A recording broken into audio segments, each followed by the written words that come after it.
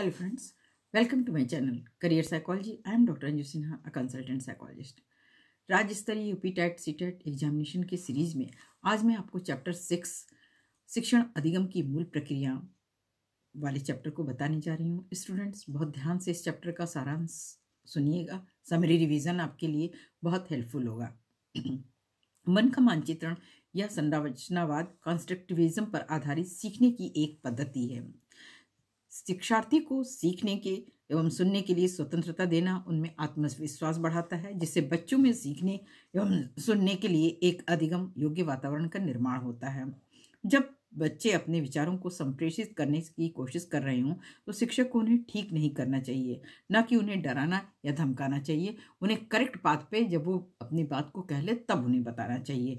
जब शिक्षार्थी अपने विचारों को या मानव बुद्धि के विकास को समझ को अपनी कक्षा में स्पष्ट योग्यता के थ्रू बता रहे हों तो उन्हें पूरी तरह से कोऑपरेट करना चाहिए। और अंतःपरक अनुदेशन एक अनुदेशात्मक प्रणाली है। इस सिद्धांत के अनुसार एक शिक्षक की कक्षा के अंदर छात्रों के सीखने की शैली, हितों एवं क्षमताओं का पता लगाकर उनकी आवश्यकताओं को पूरा करने की सामूहिककरण की विधि के रूप में प्रयोग करता है। यदि शिक्षार्थी पाठ के दौरान गलतियां करें तो शिक्षक को अनुदेशन कार्य, समय सारिणी तथा बैठने की व्यवस्था में जरूर परिवर्तन करना चाहिए। शिक्षक को ज्ञान तथा दक्षता या निर्देशों के द्वारा अनुपालन करना चाहिए और वहां पे एक ऐसा वातावरण क्रिएट करना चाहिए जिससे कि उनकी गतिविधियों को के थ्रू उनको ज्ञान प्राप्त हो सके।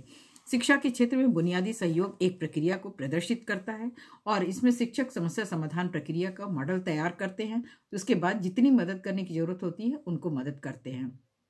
बच्चों की विषय वस्तु के संदर्भ में अपनी समझ के प्रदर्शन के लिए एक अवसर की उपलब्धता सुनिश्चित जरूर की जानी चाहिए। बच्चों की गलतियों एवं उनके गलत धारणाओं का अवलोकन कर उन्हें जितनी जल्दी हो सके उसे सही करनी चाहिए। गलतियों को सोचने के तरीकों में और उन्हें सीखने की स्थितियों का उपचार करने का प्रयास करना चाहिए और उन्हें महत्वपूर्ण अवसरों की उपलब्धता सुनिश्चित की जानी चाहिए। आकलन निर्देशों का एक अभिन्न अंग है, क्योंकि जब वह निर्धारित करता है कि शिक्षा के उद्देश्यों को किस प्रकार से प्राप्त किया जा सकता है तो आकलन श्रेणी, निर्णय, सेवायोजन, विकास, निर्देशात्मक जरूरतें एवं पाठ्यक्रम को प्रभावित करता है। भारत में अधिकांश कक्षाएं बहुभाषी होती हैं और शिक्षक द्वारा संसाधन के रूप में देखा जाना चाहिए। भारत में विभिन्न भाषा को बोलने वाले लोग सदैव ही मिलजुल कर रहते हैं, अतः बहुभाषी कक्षाएं शिक्षक के लिए संसाधन का काम करती हैं। कार्य को छोटे छोटे हिस्से में पार्ट में डिवाइड करके और निर्देश जटिल परिस्थितियों को संसाधित करने में शिक्षक बच्चों की सहायता कर सकते हैं। बच्चे जटिल परिस्थिति में जब चीज़ों को नहीं समझ पाते हैं तो वे फिर उन्हें छोटे छोटे पार्ट में बांटकर और कार्यों को सरलतापूर्वक समझ सकते हैं। अधिगमकर्ता केंद्रित विधि का अर्थ है बच्चों के अनुभवों, उनके स्वरों और उनकी सक्रिय सहभागिता को सुनिश्चित करना, उसे प्राथमिकता देना। भाषा वह साधन है जिसके द्वारा हम अपने विचारों को अभिव्यक्त करते हैं और समाधान करते हैं। एक शिक्षिका अपनी प्राथमिक कक्षा में विषय वस्तु को छात्रों के जीवन के साथ संबंधित करके प्रभावी अधिगम को बढ़ा सकती है। नए अनुभव एकत्रित करना तथा उसमें व्यवहार के परिवर्तन करने की प्रक्रिया अधिगम कहलाती है। पूर्व अधिगम विषय वस्तु का स्वरूप, विषय के प्रति मनोवृत्ति, सीखने की इच्छा, प्रेरणा, वातावरण, वंशानुक्रम आदि कारकों का कारण बच्चा एक ही अवतरण का भिन्न अर्थ लगाते हैं। समस्या समाधान विधि वह शिक्षण विधि है जिसमें शिक्षण कार्य किसी समस्या के लिए आयोजित एवं गठित किया जाए। इस क्रिया विधि में विद्यार्थियों के सम्मुख चुनौतीपूर्ण समस्या को रखकर और उनका समाधान खोजने की तकनीक को प्रशिक्षण प्रदान करती है। स्मृति स्तर में ऐसी परिस्थितियां उत्पन्न की जाती हैं जिससे छात्र पढ़ाई की विषय वस्तु को आत्मसात कर सकें। ब्लूम की वर्गीकी शिक्षा के अंतर्गत सीखने के उद्देश्यों का वर्गीकरण से संबंधित है। बेंजामिन ब्लूम के नेतृत्व में शैक्षिक गतिविधियों के 3 डोमेनों की पहचान की गई है।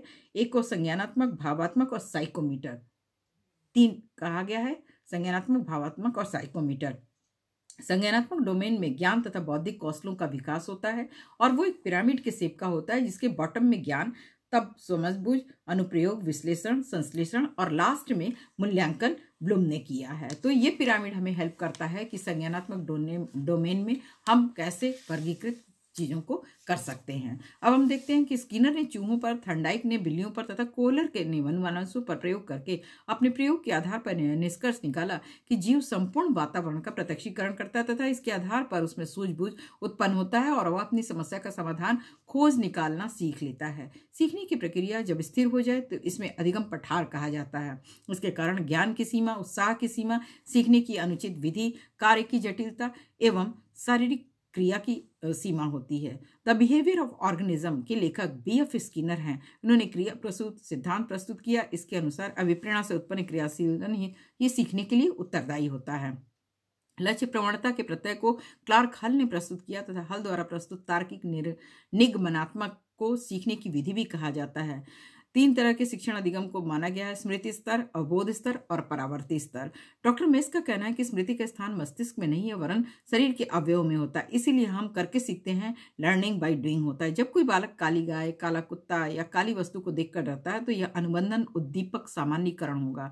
पैवलॉव के अनुसार उद्दीपक अनुक्रिया के बीच सहसंबंध स्थापित होना ही अनुबंधन होता है। गिलफोर्ड के अनुसार व्यवहार का कारण व्यवहार में आया कोई परिवर्तन भी परिवर्तन अधिगम है। सीखना एक प्रकार का व्यवहार संशोधन होता है। स्किनर बॉक्स का प्रयोग प्रसूत अनुबंधन के लिए किया जाता है और स्किनर ने अधिगम से संबंधित अपने क्रिया प्रसूत अनुबंधन के सिद्धांत के प्रयोग में एक विशेष बॉक्स का निर्माण किया था जिसे स्किनर बॉक्स कहा जाता है और इसमें यह प्रयोग उन्होंने चूहों पर किया था। कक्षा में सृजनात्मक और प्रतिभाशाली बच्चों के लिए आवश्यक हस्तक्षेप शिक्षक द्वारा अनुकूलित और प्रेरक निर्देशन के तरीकों के उपयोग पर निर्भर करता है। अभिसरण उत्तर वाले प्रश्न पूछना शिक्षक द्वारा कक्षा में बच्चों के लिए समस्या हल करने के तरीके का वर्णन करना नहीं हो सकता है। स्कूली शिक्षक के सामने व्यक्ति के जीवन को संभालने की भारी जिम्मेदारी होती है। बचपन से ही शिक्षक बच्चों में आत्मविश्वास पैदा कर उन्हें कल्पनाशील और सृजनशील बना सकते हैं और इस तरह से सबसे अच्छा वर्णन आराम की जगह बनाना और बच्चों से संवाद पूछना उनके माध्यम से सिखाने का प्रयास करना होता है। सार्वभौमिक संरचना एक ऐसा दृष्टिकोण है जो कि संसार के सभी देशों के निवासियों तथा देशवासियों के साथ संबद्ध होकर देखता है। जब शिक्षक सरलता से बच्चों को शिक्षा दे पाने में सक्षम हो जाते हैं तो शिक्षण अधिगम शिक्षार्थियों को विशेष महत्व देते हैं और इन्हीं सामग्रियों की सहायता से बच्चे सीखने में सफल होते हैं। पहले से सीखे हुए कामों में सुधार लाने के लिए शिक्षक बच्चों को प्रदर्शन करके और शिक्षक की प्रतिरूपण विधि का प्रयोग कर सिखाने का प्रयास करते हैं ताकि बच्चों को नकल करके उन्हें सीखने का प्रयास में सफलता मिले। बहुसंवेदी उपागम में शिक्षण के दृश्य, श्रव्य तथा क्रियात्मक पक्षों को सम्मिलित किया जाता है। बच्चों को सीखने में आने वाली कठिनाइयों को दूर करने के लिए बहुसंवेदी तकनीक का प्रयोग किया जाता है। इसमें छात्रों की कमजोरियों को पहचान कर उसमें सीखने के लिए प्रोत्साहित करते हैं। बहुसंवेदी शिक्षण अधिगम की प्रविधि में संवर्धन हेतु दृश्य, श्रव्य, स्पर्श और गतिबोधक संवेदनाओं को एक साथ प्रयोग किया जाता है। वाक्यांश एक हाथ में 6 और दूसरे हाथ में आधा दर्जन उपागम द्वंद्व को इंगित करता है। दो समान रूप से आकर्षणीय एवं अनुकूल किंतु परस्पर विरोधी प्रतीत होने वाले लक्ष्यों को प्राप्ति के लिए एक साथ अभिप्रेरित होने की स्थिति को द्वंद्व कहते हैं। प्रतिभाशाली बच्चे वो होते हैं जो शीघ्रता से एवं स्वतंत्र रूप से सीखने की योग्यता होती है। अधिगम आसक्तता, धारा प्रवाह पढ़ने में कमी, सृजनात्मकता, मूल संसाधनों के बारे में सोच सकना, अवधान की कमी, आसानी से विचलित होने की आदत होती है, अति सक्रियता और व्यतिक्रम होता है। पठन अक्षमता अधिगम करता, धारा प्रवाह पढ़ने में लिखने में कमी होती है। सृजनात्मक बच्चे किसी प्रश्न को मूल तथा अपसारी समाधान के द्वारा हल करते हैं। सृजनात्मकता वह मानवीय योग्यता है जिसके द्वारा वह नवीन रचना या विचारों को प्रस्तुत करता है। गिलफोर्ड के शब्दों में सृजनात्मकता वह प्रक्रिया है जिसके द्वारा वह कुछ नई चीजों को सीखता है और नया इन्वेंशन करता है। विचार वस्तु, उसमें पुराने तत्वों को नवीन तरीके से व्यवस्थित किया जाता है। नवीन सृजन किसी समस्या का समाधान प्रस्तुत करता है। अपसारी समाधान सृजनात्मकता द्वारा ही संचालित होता है। किसी विषय वस्तु को दोहराना एवं स्मरण करना अधिगम की सार्थक प्रविधि नहीं है। इससे बेहतर होगा एक समस्या पर अनेक तरीकों से विचार करके उसके सॉल्यूशन को फाइंड आउट किया जाए। लक्ष्य एवं समय सारिणी निर्धारित करना, संगठनात्मक चार्टों एवं अवधारणात्मक मानचित्र, उदाहरण एवं गैर उदाहरणों के बारे में सोचना, हम उम्र साथी को समझाना और खुद को प्रश्नों के अनुकूल ढालकर समस्या का समाधान निकालना शिक्षण अधिगम प्रक्रिया में एक महत्वपूर्ण कदम है और बच्चा प्रारंभ से ही इन चीजों पर फोकस होने लगता है। बच्चों द्वारा की जाने वाली त्रुटियों और भ्रांत धारणाएं शिक्षण अधिगम प्रक्रिया में एक महत्वपूर्ण कदम है और जब उन्हें अपनी असफलता या गलतियों का एहसास होता है तो वो उसे इम्प्रूव करने की कोशिश करते हैं। अधिगम के विकास का सीधा संबंध है। जन्म से ही मनुष्य सीखना प्रारंभ कर देता है और जीवन पर्यंत सीखता है और जैसे जैसे आयु बढ़ती है मनुष्य अपने अनुभवों के साथ साथ व्यवहारों में भी परिवर्तन तथा परिमार्जन करने लगता है। शिक्षण अधिगम प्रक्रिया में वंचित समूह से संबंधित विद्यार्थियों के द्वारा सहभागिता कम होने की स्थिति में से शिक्षक को अपने शिक्षण पद्धति पर विचार करना चाहिए तथा बच्चों की सहभागिता से सुधार करने के लिए उन्हें नए नए तरीकों से की खोज करनी चाहिए कि किस तरह से बच्चों को वो कार्यों में मदद कर सकते हैं और सिखाने की नई विधियों को विकसित कर सकते हैं। बेरान, बर्न तथा कैंटो विल के अनुसार संवेग से तात्पर्य एक ऐसी आत्मनिष्ठ भाव की अवस्था से होता है जिससे कुछ शारीरिक उत्तेजना उत्पन्न होती है और फिर उसमें कुछ खास व्यवहार होते हैं। जबकि रेवर के अनुसार संज्ञान का तात्पर्य ऐसी मानसिक व्यवहारों से है जिसका स्वरूप अमूर्त होता है और इसमें प्रतीकीकरण, समस्या समाधान, विश्वास इत्यादि सम्मिलित होते हैं। इस प्रकार संवेग एवं संज्ञान एक दूसरे से सन्निहित होते हैं। संरचनावादी सिद्धांत का मानना है कि बालक के द्वारा पूर्व में प्राप्त ज्ञान और नए या जिस ज्ञान को वह प्राप्त कर रहा है, दोनों में अंतःक्रिया होती रहती है और इसी अंतःक्रिया के फलस्वरूप छात्र ज्ञान प्राप्त करता है। संरचनावादी सिद्धांतों के अनुसार अधिगम सक्रिय विनियोजन के द्वारा ज्ञान की संरचना की एक प्रक्रिया है।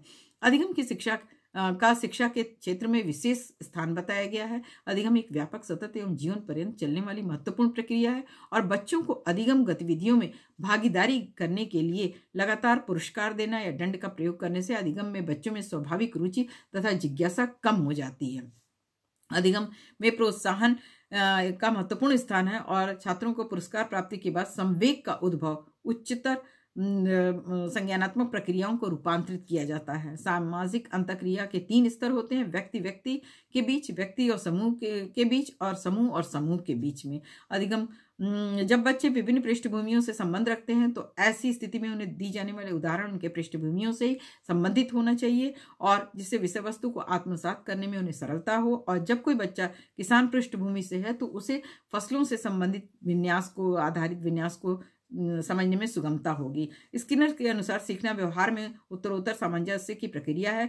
अध्यापन अधिगम का सबसे प्रभावशाली माध्यम संकल्पनाओं के बीच संबंध की तलाश करना और बालक को ज्ञान और अनुभव के माध्यम से किसी समस्या के समाधान की ओर प्रेरित करना है। विश्लेषण द्वारा बालकों में सहज तथा स्वाभाविक व्यवहार खुद ही चेष्टाओं या बड़े स्वाभाविक ढंग से आरंभ किया जा सकता है और औपचारिक और अनौपचारिक तरीके से उनकी समस्याओं का सुलझाया जा सकता है। संज्ञानात्मक विकास का तात्पर्य सीखना व सूचना एकत्रित करना है। स्टॉक का कहना है कि संज्ञानात्मक संरचना बाहरी वातावरण में विचारपूर्वक, प्रभावपूर्ण ढंग से तथा सुविधा के अनुसार कार्य करने की क्षमता है। जब बच्चा किसी नेगेटिव चीजों के संपर्क में आता है तो वो उससे छुटकारा पाना चाहता है। और प्रतिकूल परिस्थितियों और वंचित पृष्ठभूमि वाले अधिगमकर्ता के लिए बाहर जाकर ट्यूशन पढ़ाने के लिए प्रेरित करना प्रभावशाली कदम नहीं कहा जा सकता है। शिक्षक को ऐसे बच्चों के साथ सामंजस्य स्थापित करके उन्हें समझाने और उन्हें चुनौती पूर्ण मुकाबला करने के लिए प्रेरित करना चाहिए। अधिगम प्रक्रिया में जिस बालक की शारीरिक एवं मानसिक स्थिति अच्छी होती है वह सीखने में रुचि रखते हैं तथा अधिगम में उपस्थित कठिनाइयों का मुकाबला आसानी से कर लेते हैं और जिनमें थकान या आदि होता है उन्हें अपने कार्यों को सीखने में प्रॉब्लम आती है। अधिगम एक जटिल और सक्रिय प्रक्रिया है। नवीन ज्ञान और नवीन प्रक्रियाओं से प्राप्त अनुभव को सीखने की पद्धति कहा जाता है। एक अध्यापक के लिए आवश्यक है कि वो अपनी कक्षा में सांस्कृतिक, धार्मिक, सामाजिक, भाषी विविधता विश्लेषण करके अधिगम को अर्थपूर्ण बनाकर विद्यार्थियों को सहायता प्रदान करे और कक्षा के वातावरण को समझे और उसके आधार पर अधिगम को रुचिकर बनाए।